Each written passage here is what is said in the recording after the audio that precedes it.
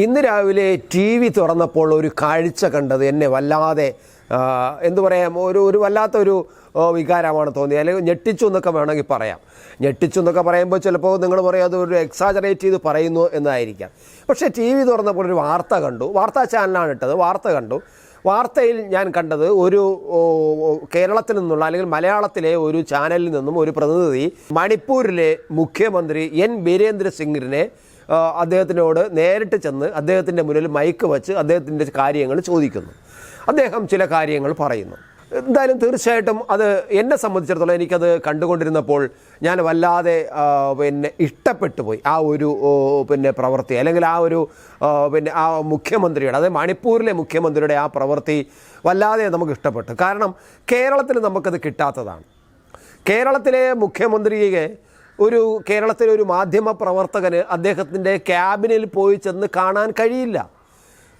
കാണാൻ കഴിയില്ല എന്ന് മാത്രമല്ല, ക്യാബിനിൽ പോയി ചെന്ന് നമ്മുടെ ചാനൽ മൈക്ക് കൊണ്ടുവന്ന് അദ്ദേഹത്തിൻ്റെ മുന്നിൽ വെച്ച് ചോദിച്ച് കാര്യങ്ങൾ ചോദിക്കാൻ കഴിയില്ല. കഴിഞ്ഞ 8-9 വർഷമായിട്ട് 8.5 വർഷത്തിലധികമായിട്ട് കേരളം ഭരിക്കുന്ന മുഖ്യമന്ത്രിയെ ഒരു മാധ്യമ പ്രവർത്തകനും ഇതുവരെയും അദ്ദേഹത്തിൻ്റെ സെക്രട്ടേറിയറ്റിനുള്ളിലെ അദ്ദേഹത്തിൻ്റെ ക്യാബിനകത്ത് അദ്ദേഹം ഇരിക്കുന്ന കസേരയിൽ ഇരുത്തിക്കൊണ്ട് ഒരു ഇൻ്റർവ്യൂ എടുക്കാൻ, ഒരു ബൈറ്റ് എടുക്കാൻ, ഇൻ്റർവ്യൂ പോട്ടെ, ഒരു ബൈറ്റ് എടുക്കാൻ കേരളത്തിലെ ഒരു മാധ്യമങ്ങൾക്കും കഴിഞ്ഞിട്ടില്ല. അപ്പോഴാണ് മണിപ്പൂരിലെ മുഖ്യമന്ത്രിക്ക് കൊമ്പുണ്ടോ എന്ന് ചോദിച്ചാൽ ഉണ്ട് എന്ന് ഞാൻ പറയും. കാരണം കേരളത്തിലെ മുഖ്യമന്ത്രിക്ക് ഉണ്ടായിരിക്കുന്ന ഒരു സംരക്ഷണമോ അല്ലെങ്കിൽ സെക്യൂരിറ്റി അല്ല മണിപ്പൂരിലെ മുഖ്യമന്ത്രിക്കുള്ളത് എന്ന് നമ്മൾ മനസ്സിലാക്കണം. കാരണം മണിപ്പൂരിൽ കഴിഞ്ഞ 1 വർഷത്തിലധികമായിട്ട് വല്ലാത്ത കലാപം നടക്കുന്ന, യുദ്ധസമാനമായിട്ടുള്ള കലാപം നടക്കുന്ന ഒരു സംസ്ഥാനമാണ്. അവിടെ പട്ടാളമാണ് കാര്യങ്ങൾ നോക്കുന്നത്. അവിടുത്തെ ക്രമസമാധാന നില നിയന്ത്രിക്കുന്നത് പട്ടാളമാണ്, പോലീസ് മാത്രമല്ല. അപ്പോൾ അങ്ങനെയുള്ള മുഖ്യമന്ത്രിയുടെ സെക്യൂരിറ്റി എത്ര വലുതായിരിക്കും, എത്ര ഗുരുതരമായിരിക്കും നമുക്ക് മനസ്സിലാക്കാവുന്നതാണ്. അദ്ദേഹത്തിൻ്റെ സെക്രട്ടേറിയറ്റിൻ്റെ അടുത്തേക്ക് കടന്നു പോകാൻ പോലും സാധാരണക്കാരനെ ഒരുക്കാൻ കഴിയില്ല.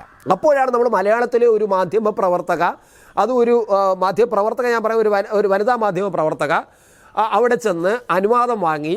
അപ്പോൾ അനുവാദം വാങ്ങുമ്പോൾ മുഖ്യമന്ത്രി ബീരേന്ദ്ര സിംഗിൻ്റെ അനുവാദം മാത്രമായിരിക്കില്ല വാങ്ങേണ്ടത്. കാരണം അദ്ദേഹത്തിൻ്റെ സെക്യൂരിറ്റി വിഭാഗത്തിൻ്റെ അനുവാദം വാങ്ങിക്കേണ്ടി വരും.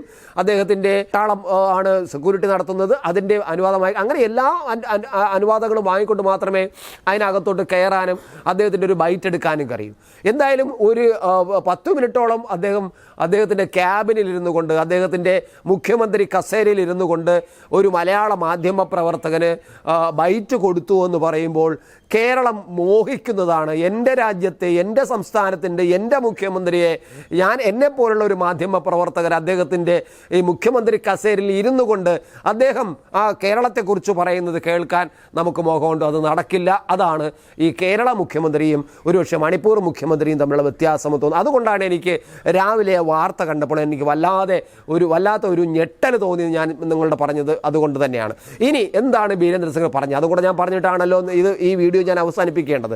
ഈ ബീരേന്ദ്ര സിംഗ് പറഞ്ഞത്, നമ്മൾ ഇതുവരെ മണിപ്പൂരിനെ കുറിച്ച് ഇവിടെ പലരും പ്രചരിപ്പിക്കുന്ന കാര്യങ്ങളിൽ അല്ല അദ്ദേഹം പറഞ്ഞത് അവിടെ ഈ മതപരമായ, വർഗീയപരമായ ഒരു സംഘടനമോ അല്ലെങ്കിൽ മതസംഘടനമോ അല്ല നടക്കുന്നത്. 2 ഗോത്രങ്ങൾ തമ്മിലാണ്. പക്ഷേ ഈ ഗോത്രങ്ങൾ തമ്മിലുള്ള സംഘടന നടക്കാൻ കാരണമെന്ന് പറയുന്നത് അവിടെ ഗവൺമെൻറ് എടുത്ത കൃത്യമായ ലഹരി വിരുദ്ധ പ്രവർത്തനമാണ്. ലഹരി പ്രവർത്തനം നടത്തുന്ന നല്ലൊരു വിഭാഗം അവിടെ ഉണ്ട്. അത് മ്യാൻമാറിൽ നിന്ന് വന്ന കുറേ അഭയാർത്ഥികളുണ്ട്. ആ അഭയാർത്ഥികൾ മണിപ്പൂരിൻ്റെ ഒരു പ്രശ്നമാണ്. അപ്പോൾ ഇവിടുത്തെ 2 പ്രധാന പ്രശ്നം എന്ന് പറഞ്ഞാൽ, ഒന്ന് ലഹരിയും, ഒന്ന് മ്യാൻമാറിൽ നിന്ന് വന്ന അനധികൃത കുടിയേറ്റവുമാണ്. ഈ കുടിയേറ്റം, അനധികൃത കുടിയേറ്റക്കാരും ഈ മ്യാൻമാറിലുള്ള ഒരു വിഭാഗവും തമ്മിൽ ഈ മലനിരകളിൽ ഈ ലഹരി കച്ചവടം നടത്തുന്നു, ലഹരിയുടെ കൃഷി നടത്തുന്നു. അവിടെ ഏകദേശം 24,000 ഹെക്ടർ പ്രദേശത്തെ പോപ്പി പ്ലാന്റേഷനാണ് ഗവൺമെൻറ് നശിപ്പിച്ചതെന്നാണ് മുഖ്യമന്ത്രി എൻ ബീരേന്ദ്ര സിംഗ് പറയുന്നത്. 24,000 ഹെക്ടർ, ഏക്കറല്ല കേട്ടോ, ഹെക്ടർ. 1 ഹെക്ടർ എന്ന് പറഞ്ഞാൽ 2.5 ഏക്കറോളം വരും. അപ്പോൾ അങ്ങനെയുള്ള 24,000 ഹെക്ടറാണ് അവിടെ ഈ പോപ്പി പ്ലാന്റേഷൻ, ലഹരി ഉൽപ്പന്നമായ പോപ്പി പ്ലാന്റേഷൻ ഗവൺമെൻറ് നശിപ്പിച്ചതെന്ന് പറയുന്നു. മാത്രമല്ല അവിടെ 60,000 കോടി രൂപയുടെ ലഹരി ഉൽപ്പന്നങ്ങൾ പിടിച്ചെടുത്തു ഗവൺമെൻറ് എന്നാണ് മുഖ്യമന്ത്രി പറയുന്നത്. 3200 ലഹരി പ്രവർത്തനങ്ങൾ നടന്നു, ലഹരി ഉൽപ്പന്നങ്ങൾ വിൽക്കുന്ന അധോലോക പ്രവർത്തനങ്ങൾ നടത്തുന്ന 3200 പേരെ അറസ്റ്റ് ചെയ്തു എന്നാണ് പറയുന്നത്.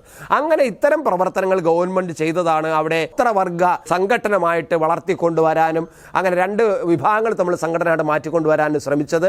അത് ലഹരി വിഭാഗത്തിൽപ്പെട്ട അല്ലെങ്കിൽ ലഹരി പ്രവർത്തനം നടത്തുന്ന ഈ കുടിയേറ്റക്കാരായ മ്യാൻമാറിൽ നിന്നുള്ള ഒരു വിഭാഗത്തിന് വിജയിക്കാൻ കഴിഞ്ഞുവെന്ന് സത്യം തന്നെയാണ്. പക്ഷേ ഗവൺമെൻറ് കർശനമായ നടപടിയെടുക്കും, ഇനിയും കർശനമായ നടപടിയെടുക്കുന്നുണ്ട്. ഇപ്പോൾ 40,000-ഓളം പേരിപ്പോൾ പിന്നെ വീട് നഷ്ടപ്പെട്ടവരായിട്ട് ഇവിടെയുണ്ട്. ഈ കലാപത്തിൻ്റെ ഭാഗമായിട്ട് ഞാനത് സമ്മതിക്കുന്നു.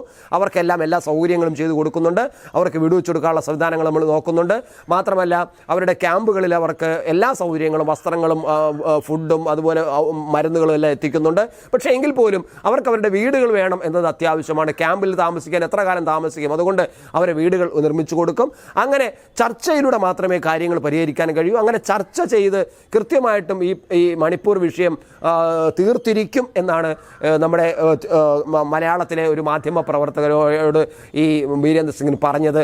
ഞാൻ ഒന്നുകൂടി പറയുന്നു, ഇങ്ങനെ ഒരു ബൈറ്റ് കേരള മുഖ്യമന്ത്രി അദ്ദേഹത്തിൻ്റെ ക്യാബിനിൽ അദ്ദേഹത്തിൻ്റെ മുഖ്യമന്ത്രി കസേരയിൽ നിന്നു കേരളത്തിലെ ഒരു മാധ്യമ പ്രവർത്തകന് കൊടുക്കുന്നത് കണ്ടാൽ മതിയായിരുന്നു.